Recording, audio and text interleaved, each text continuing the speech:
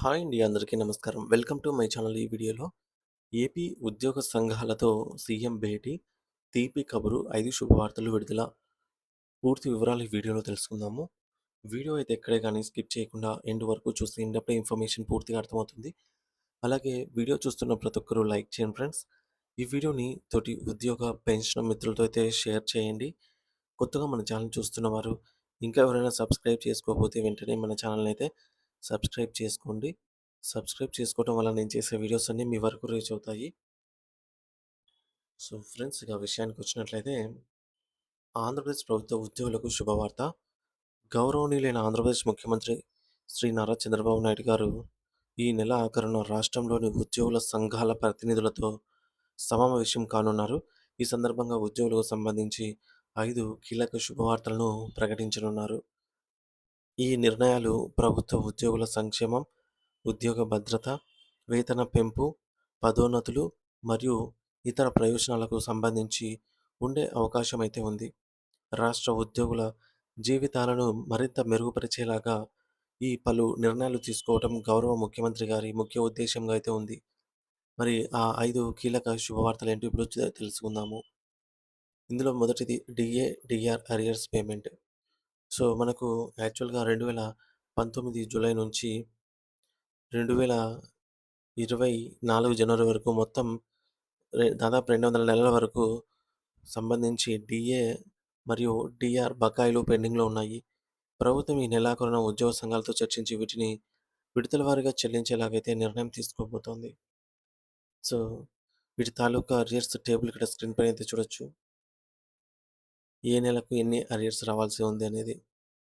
ఇకపోతే ప్రస్తుతం ఆర్థిక పరిస్థితులను దృష్టిలో ఉంచుకొని ప్రభుత్వం ఈ యొక్క బకాయిలన్నిటిని ఒకేసారి కాకుండా విడతల వారీగా ఈ బకాయిలను విడుదల చేయనుంది. ఇందుకోసం ప్రతి నెల 4-5 వేల కోట్ల రూపాయలను కేటాయించే అవకాశం ఉంది. బేసిక్ పే ఆధారంగా వారి డిఏ బకాయిలు ఎంత అనేది టేబుల్‌లో చూడొచ్చు. సో, ఇది కేవలం అంచనా కోసం వేయబడిన లెక్కలు మాత్రమే అండి. ఫైనల్ తుది లెక్కలైతే ప్రభుత్వమే నిర్ణయించాల్సి ఉంటుంది. ప్రభుత్వం విడుదల చేసే అఫీషియల్ జీవోలోనే మనకు తుది లెక్కలనేవి వెలువడతాయి.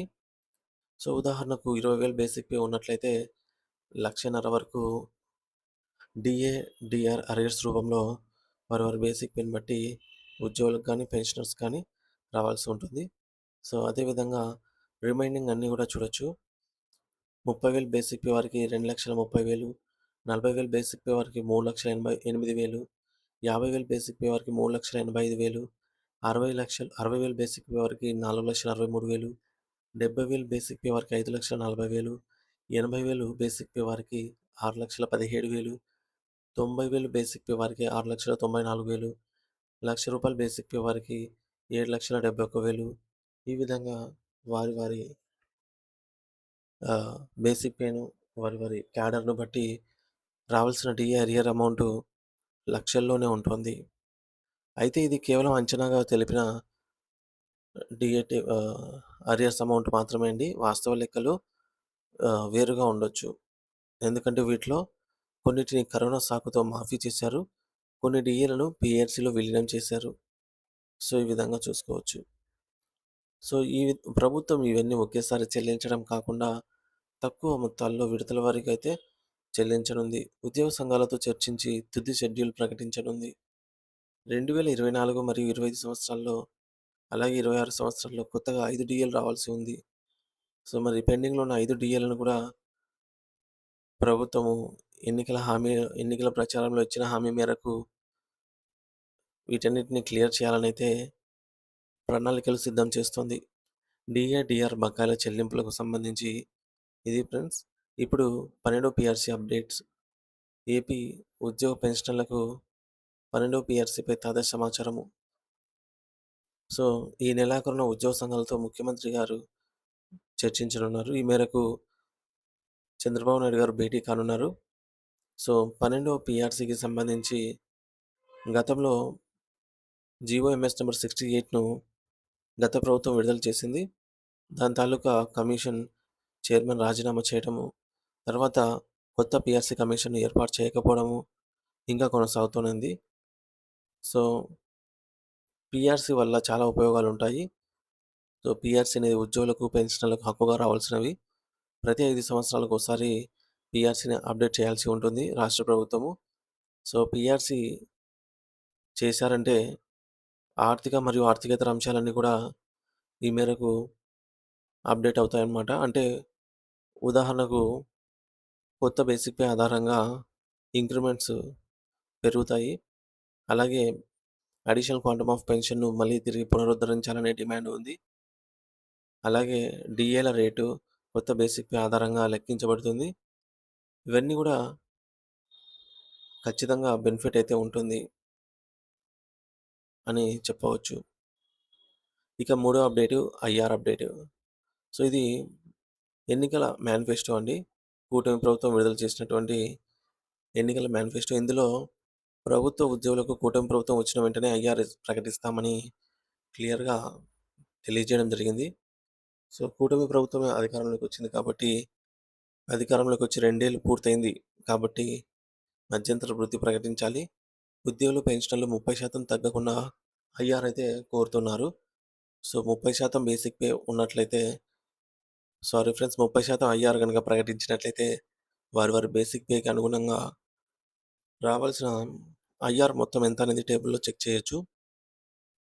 30,000 బేసిక్ పే వారికి 9,000 అదనం, 40,000 బేసిక్ పే వారికి 12,000 అదనం, 50,000 బేసిక్ పే వారికి 15,000 అదనంగా లభిస్తుంది.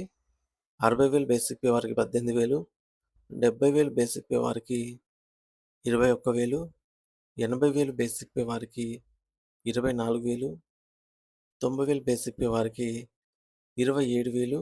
1,00,000 బేసిక్ పే వారికి 30,000. ఈ విధంగా వారి బేసిక్ పేని బట్టి ఐఆర్ అనేది పెరుగుతుంది. ఐఆర్ అనేది నేరుగా గ్రాస్ సాలరీలో కలుస్తుంది. ఐఆర్‌లో ఎటువంటి డిడక్షన్స్ ఉండవు. సో, ఐఆర్ ఎంత ప్రకటిస్తే అంత మేరకు జీతం అనేది పెరగాల్సిందే. సో, పెరిగిన ధరలకు ఆధారంగా చేసుకొని పీఆర్సీ ఇంప్లిమెంట్ అయ్యే దానికి సమయం పడుతున్న నేపథ్యంలో మధ్యంతర భృతిగా ఐఆర్‌ని ప్రకటిస్తారు. సో, ఐఆర్ అనేది ప్రకటించాల్సి ఉందన్నమాట. మరి ఈ ఐఆర్‌కు సంబంధించి అప్డేట్ ఏంటనేది ఇప్పుడు చూద్దాము. ఇక నాలుగోది పెండింగ్ బిల్స్ స్టేటస్ అండి. సో, 11వ పీఆర్సీ బకాయిలు 2018 నుండి పెండింగ్‌లో ఉన్న డీఏ బకాయిలు చెల్లించేలాగా చూడాలి. ఈహెచ్ఎస్ ద్వారా క్యాష్‌లెస్ ట్రీట్మెంట్ అందేలాగా చూడాలి. 12వ పీఆర్సీ కమిషన్‌ను వెంటనే నియమించాలి. కూటమి ప్రభుత్వం ఇచ్చిన హామీ మేరకు ఐఆర్ వెంటనే ప్రకటన చేయాలి అని కోరుతున్నారు. రిటైర్మెంట్ బెనిఫిట్స్ వెంటనే చెల్లించాలి. బహుళ సంఘాల్లో సభ్యత్వాలను ప్రభుత్వమే రద్దు చేయాలి. అన్ని జిల్లా హెడ్ క్వార్టర్స్‌కు 16% హెచ్ఆర్‌జే ప్రకటిస్తూ ఉత్తర్వులు విడుదల చేయాలి. అయితే గత ప్రభుత్వ హయాంలో తీవ్రంగా నష్టపోయిన ఉద్యోగ వర్గానికి న్యాయం చేయాలి. ఉద్యోగుల దీర్ఘకాలిక సమస్యల పరిష్కారానికి ప్రభుత్వం చొరవ చూపాలి.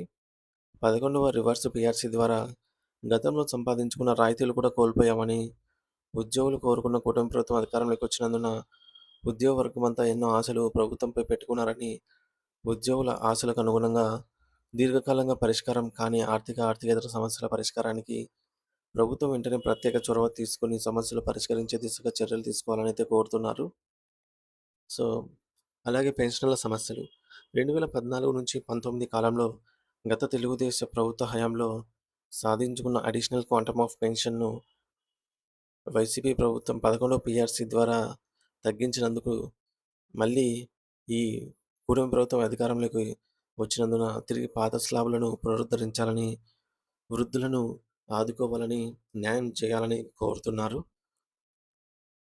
ఇకపోతే ఉద్యోగుల హెల్త్ కార్డులు, ఈహెచ్ఎస్ కార్డ్స్. సో, హెల్త్ కార్డుల యొక్క ప్రధాన ఉద్దేశ్యమైనటువంటి క్యాష్‌లెస్ ట్రీట్మెంట్ ప్రతి ఉద్యోగికి, పెన్షనర్‌కు జరిగేలాగా చర్యలు తీసుకోవాలి. మహిళా ఉద్యోగులకి కేంద్ర ప్రభుత్వ మహిళా ఉద్యోగులతో సమానంగా చైల్డ్ కేర్ లీవ్స్‌ను ప్రకటించాలి. అంటే ప్రస్తుతం ఉన్నటువంటి 6 నెలల చైల్డ్ కేర్ లీవ్స్‌ను కేంద్ర ప్రభుత్వ ఉద్యోగులతో సమానంగా 2 సంవత్సరాలకు పెంచాలి. ఇక ఐదవ శుభవార్త ఖాళీలు, భర్తీ, కారుణ్య నియామకాలు, రెగ్యులరైజేషన్ ప్రక్రియ. కాంట్రాక్టు మరియు ఔట్‌సోర్సింగ్ ఉద్యోగుల సమస్యలు. గత ప్రభుత్వ హయాంలో కాంట్రాక్టు ఉద్యోగులందరినీ రెగ్యులరైజ్ చేస్తామని హామీ ఇచ్చి, కేవలం కొంతమందిని మాత్రమే రెగ్యులరైజ్ చేశారని, మిగిలిన అర్హులైనటువంటి కాంట్రాక్టు ఉద్యోగులందరినీ రెగ్యులరైజ్ చేయాలి వెంటనే అని కోరుతున్నారు. అలాగే రాష్ట్రంలో రెగ్యులర్ ఉద్యోగులతో పాటు సమానంగా పనిచేస్తున్న సుమారు 1,00,000 మంది ఔట్‌సోర్సింగ్ ఉద్యోగులు ఆప్కాస్ కార్పొరేషన్ ద్వారా జీతాలు పొందుతున్నారు. ప్రభుత్వమే చొరవ తీసుకొని వీరికి ఈ మేరకు జీతాలు ప్రొవైడ్ చేయాలి. అలాగే ప్రభుత్వ సంక్షేమ పథకాలు కూడా ఈ చిరు ఉద్యోగులకు వర్తించేలాగా చర్యలు తీసుకోవాలని అయితే కోరుతున్నారు. సో, పెన్షనర్లకు చెల్లించాల్సిన బకాయిలు ఈ విధంగా 11 పీఆర్సీ బకాయిలు, డీఏ బకాయిలు, ఏపీజీఎల్ఐ సరెండర్ లీవ్స్, పోలీసు వారికి సంబంధించి ఇవన్నీ కూడా పెండింగ్ బిల్స్ అన్నీ కూడా సకాలంలో విడుదల చేయాలని అయితే కోరుతూ ఉన్నారు.